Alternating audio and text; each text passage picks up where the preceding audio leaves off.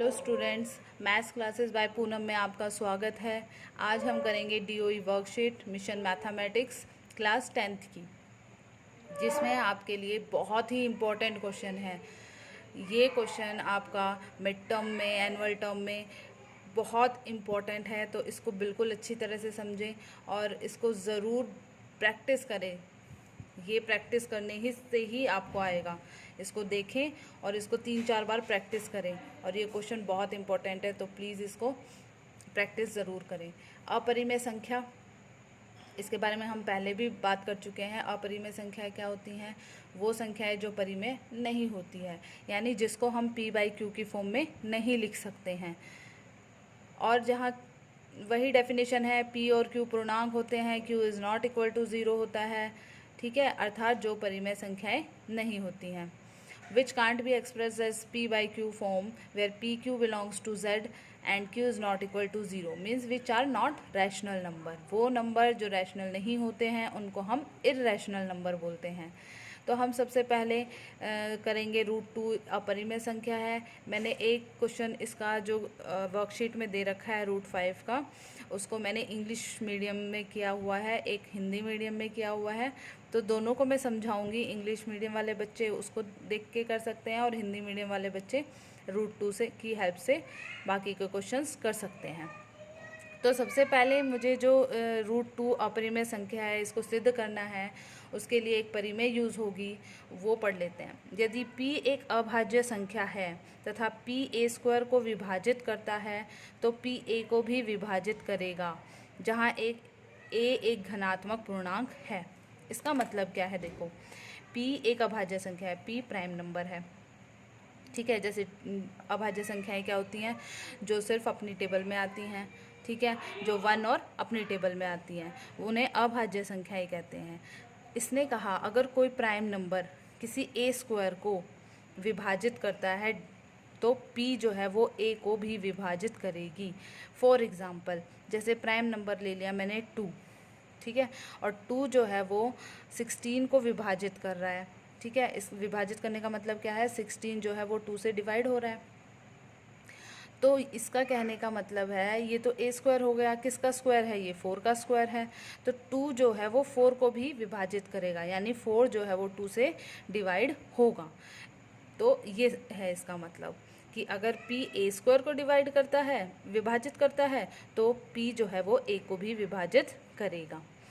ये परिमेय इसमें यूज़ होगी। चलो शुरू करते हैं। √2 एक अपरिमेय संख्या है। इसमें क्या करेंगे? हम पहले मान कर चलेंगे कि जो √2 है वो एक परिमेय संख्या है। मान लेते हैं रूट एक परिमेय संख्या है। अब परिमेय की जो डेफिनेशन होती है वो क्या होती है? इसको हम p/q की फॉर्म में लिख सकते हैं, जहाँ p और q पूर्णांक हैं तथा q जो है वो 0 के इक्वल नहीं है। ये डेफिनेशन है परिमेय संख्या की, क्योंकि हमने इस को माना है कि √2 जो है वो परिमेय संख्या है। फिर आगे जाके हम इसको प्रूव कर देंगे कि जो हमने माना था वो गलत था, और फिर हमने जो माना था वो परिमेय था, और प्रूव हो गया कि ये अपरिमेय संख्या है। तो देखो, इधर से हमने डेफिनेशन लगाई कि √2 जो है वो p/q के इक्वल आ गया। यहाँ से हम क्या लेंगे? जो p और q है वो सह अभाज्य संख्याएं हैं, को प्राइम नंबर है। यानी जो सहअभाज्य का मतलब क्या होता है कि इनका HCF जो है, p q का HCF जो है वो क्या है? 1 है। यानी इन दोनों में जो कॉमन फैक्टर है वो क्या है? 1 है। सिर्फ 1 से डिवाइड होते हैं दोनों, और कोई कॉमन फैक्टर नहीं है दोनों में। अर्थात p और q में एक के अतिरिक्त कोई भी उभयनिष्ठ गुणनखंड नहीं है। उभयनिष्ठ का मतलब कॉमन फैक्टर नहीं है। तो p को मैं क्या लिख सकती हूँ? q जो है उस तरफ चला जाएगा, तो p की वैल्यू क्या आ जाएगी? √2q।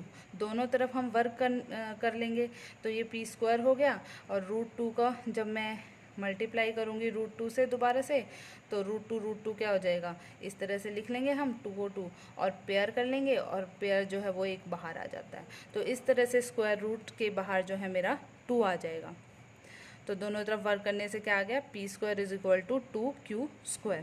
अब देखो, यहाँ से जो 2 है वो p² को डिवाइड कर रहा है, क्योंकि p² इसका मल्टीपल लिखा हुआ है। p² अगर किसी का मल्टीपल लिखा हुआ है, तो जो ये 2 है वो इस p² को विभाजित करेगा। और हमने पढ़ा था थ्योरम में, अगर कोई भी नंबर पी स्क्वायर को कोई भी प्राइम नंबर किसी पी स्क्वायर को विभाजित कर रहा है तो जो वो 2 है वो पी को भी विभाजित करेगा।